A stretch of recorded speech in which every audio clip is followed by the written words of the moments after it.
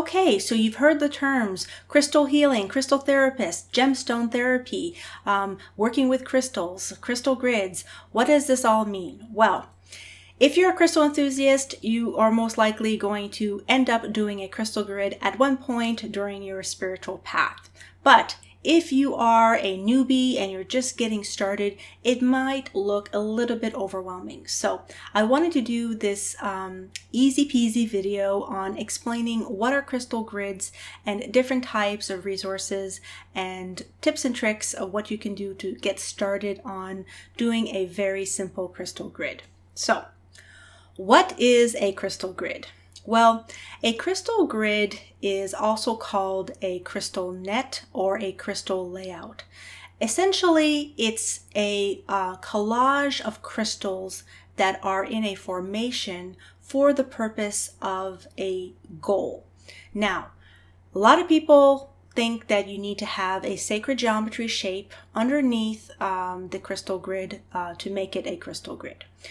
Yes, that is true, but it's not always necessary. You can construct a crystal grid based solely on crystals, or you can have it on a simple shape. So you can use a circle, a square, a triangle, rectangle. The sky is the limit as which shape you want. Just look at any type of mathematical shape you can use a crystal grid on. Now, when you want to get a little bit more in metaphysics, you can start looking at sacred geometry as a sigil, as something that's going to be specifically going to work for your craft. So for example, if you're interested, you can look up the tree of life, the seed of life, the flower of life, Metatron's cube, the 12-pointed star. There are a lot of different types of circular motions. There's the spirals. They all have a specific spiritual meaning and intent behind them. And if you're doing something in natural magic, you may want to cater and design your crystal grid based on something that is significant to you, an homage to. But it's not necessary. So, when did crystal grids start out? Well, there's different thoughts on that. Overall, I think we can all agree that crystals have been around throughout antiquity. We see it in many different cultures from around the world, especially in Egypt. And archaeologists have found, interestingly enough, different types of archaeological sites have found the remains and the remnants of crystal tools, crystal formations, and different uses of crystals within prehistoric man. It's also seen in different sacred sites around the world, and the most famous is Stonehenge. Is Stonehenge a crystal grid? There's a lot of different theories, but when we look at the history of crystal grids, it really does originate as per the New Age movement that was started in the 80s. Now, again, a lot of people like to think that maybe the New Age movement started in the 60s, but it really depends on the timeline that you want to go with. But for the purpose of the crystal grids, you really have to think of it in terms of when did crystal healing become popular? And it became popular in the 80s. And with crystal healing, the crystal enthusiasts and crystal therapists of their time, they were collecting different mystery teachings and sacred geometry shapes and working with crystals from different cultures and kind of like formulating a new type of study. It is unfortunate that crystal therapy is still not in the highest level in the in academia, not even in holistic circles, because crystal therapy is still seen as lesser than say, for example, something that's been a lot more studied, like for example Chinese medicine. But regardless of the status of crystal healing, I do believe it started in the 80s when it came into popularity with the New Age movement and spirituality. the conferences, the expos, and the different types of practices and new age stores. Crystal stores started booming a lot more in the 90s. I was a teen of the 90s, and I remember there were so many crystal stores in my area as opposed to now. So now everything's online, but back then in the 80s and 90s, this is when the boom of crystal therapy first came out. But when we're looking at the skeleton of a crystal grid, we're really reaching it from different sacred traditions, from different creeds from around the world. So it doesn't just originate in Egypt or in Europe. It's really a worldwide theory. And I actually think it's because it's so intertwined with human evolution, the natural world, and human consciousness. I mean, crystals live inside the earth, okay? We have to understand that crystals are part of the earth, and they have their own crystalline grid system within the natural formations of the earth, and they all have a purpose behind it.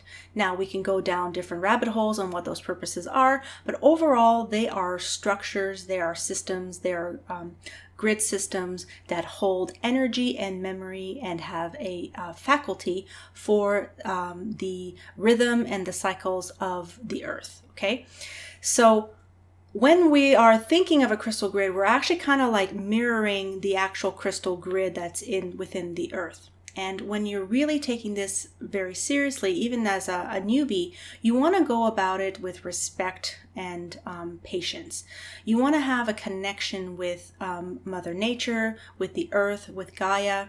So you really have to get really comfortable with grounding yourself and with the element of the earth, and understanding what all of those structures mean. You can even start reading a little bit about the grid systems of the earth, as well as the root systems within the trees, and you can even start looking at some occult sciences within natural magic. That's all under the umbrella of crystal healing and crystal grids and crystal therapy.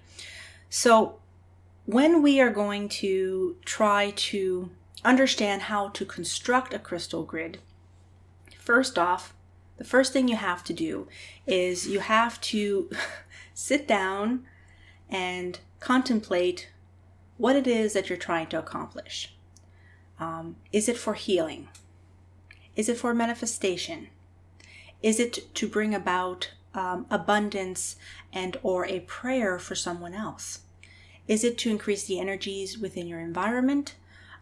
Or is it simply that you want to have this job and you want to try to bring that into manifestation? So a crystal grid can be an extension of yourself to have your desired will and intentions occur. Thoughts create reality. You are the master of your own reality, but that's always easier said than done. I am going to do videos on my perspective on the laws of attraction, the laws of the universe, and manifestation. But when you're doing a crystal grid, I highly recommend, even if you're a novice, from a novice to a veteran, I would recommend using crystal grids for healing and for spiritual work, because it's always going to bring about a beautiful reciprocal energy because of that. Because crystals have a very high vibrational frequency.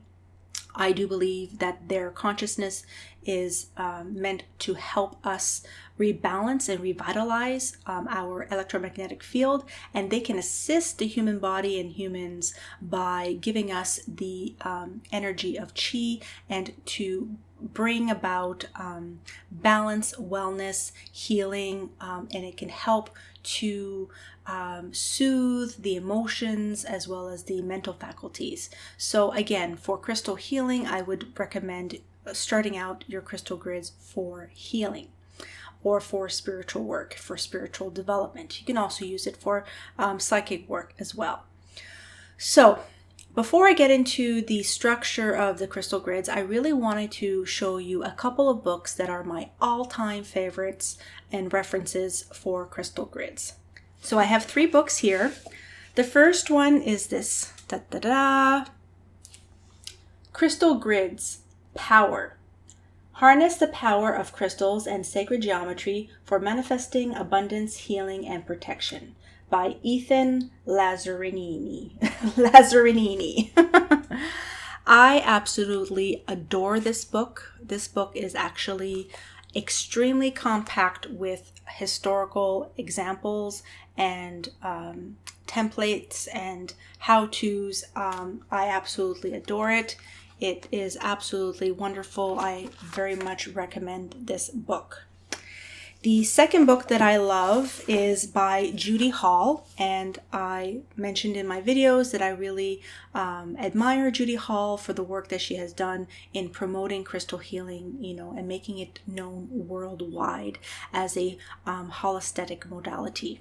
So if you want to learn more in depth on the crystal grids, The Ultimate Guide to Crystal Grids, Transform Your Life Using the Power of Crystals and Layouts by Judy Hall is a beautiful book that's going to go through the different types of crystals, the different types of sacred geometries. She goes into detail on what all of this means and how to do it step by step. It's a very well-researched book and studious book for students that are practicing crystal therapy on a regular basis. I very much think that this should always be in the library of any crystal enthusiast out there. And there are beautiful examples of everything in every category. So the final book I wanted to showcase is this one right here. And this is the Crystal Grid Work, The Power of Crystals and Sacred Geometry to Heal, Protect, and Inspire by 𝒂𝓐𝓉𝓇𝒶. Sorry if I'm mispronouncing that, but that's what it is. This is a beautiful book visually. I'm a very visual person, so if you like to have beautiful color illustrated images of how to do this, this book has it, and it goes into a lot of different templates and a lot of different descriptions on how to do that.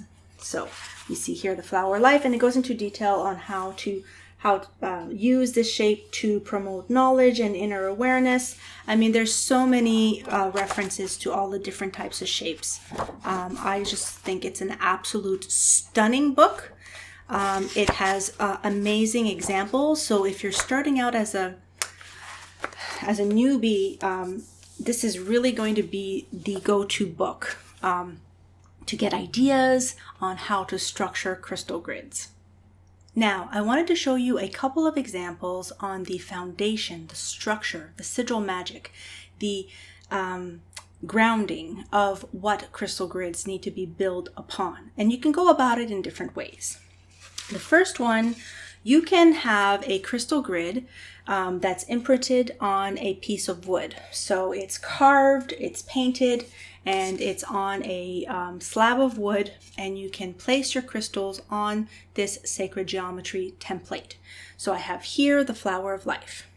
But you can also have different sacred geometry shapes that are printed on a piece of cloth. So I have an example here. So this is an imprint, and you can put your crystals on this piece of cloth. And you can lay it out based on the sacred geometry pattern. And here I have another example. And as you can see on this one,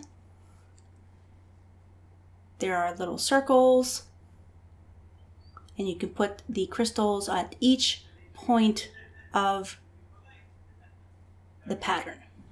So you can use all kinds of crystals, okay? I don't like submitting to anything that's a mandatory obligation. So if you don't have the most expensive or the most exotic crystals, it doesn't matter. Always think that it's not about ego or making something pretty. Sometimes when we can look at these crystal grid books and they have all of these beautiful crystals and they're the perfect shape and size, in real life it doesn't always have to look like that. So all you have to do is see what you already have in your crystal collection and make the best effort to make a crystal grid with them. If you have the finances to invest in crystals, then go about it slowly and only what you need. But remember, you can always use crystals out in nature. So you can go on the hunt for different minerals, rocks, and pebbles that want to come home with you. Just make sure that you ask the rock if it wants to come home with you, and you leave an offering for Mother Nature before you take that rock, stone, or pebble home with you. So overall, when you are doing a crystal grid, you're going to need to have, oh, my crystals are falling. My crystals are falling. Okay. So crystal points are the connectors, the links, the network of the crystal grid. So you're going to want to look at different types of crystal points when you're constructing a crystal grid. You can always have a clear quartz crystal or Lemurian quartz. It really depends on your preference, but mostly people will get clear quartz points of different shapes and sizes, and they're going to be the connectors within your crystal grid. Now, depending on your intention and purpose, you will need an anchor crystal. The anchor crystal represents yourself, or it will represent something else or someone else in the purpose of your crystal grid. So the anchor is going to be the energy center of your crystal grid. And you can choose a crystal that represents yourself or something that is significant to you. Usually I choose a heart-shaped rose quartz to represent my soul essence within the crystal grid. Now, when you construct a crystal grid, there's different purposes for different things. So the crystals I'm going to be showing you today, they're just examples. So what I wanted to show is that you can use different types of crystals within your crystal grid. It doesn't always have to be crystals. You can use crystals such as this, which are fossil crystals, to have a different type of purpose.